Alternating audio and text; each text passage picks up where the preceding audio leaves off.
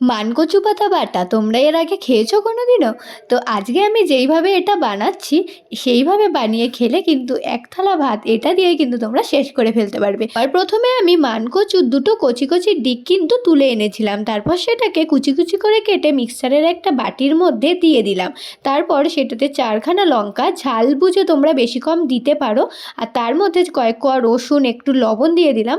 তারপর একটা কড়াইয়ে শুকনো লঙ্কা আর একটু কালো জিরা তেলে সামান্য ভাজা করে নিয়ে কিন্তু সেই মিক্সারের বাটির মধ্যে দিয়ে দিলাম। কালো জিরাগুলোও দিয়ে দিলাম, তো তেলও চাইলে তোমরা অ্যাড করে দিতে পারো। তারপর মিক্সারটা ঢাকনা আটকে ভালোভাবে মিক্স করে নিতে হবে। তারপর সেই মিক্সারটা কড়াই থাকা সেই তেলে ঢেলে দিয়ে ওটাকে ভালো মতন টেলে নিতে হবে, গ্যাসটা মিডিয়াম ফ্লেমে রেখে, যতক্ষণ না ভালো করে এটা শুকিয়ে যাচ্ছে। একটুখানি হলুদ অবশ্যই তোমরা অ্যাড করে দেবে, তারপরেই কিন্তু রেডি হয়ে যাবে তোমাদের মানকচু পাতা বাটা। তো এটা গরম গরম ভাতের সঙ্গে খেয়ে দেখবে, জাস্ট অমৃত।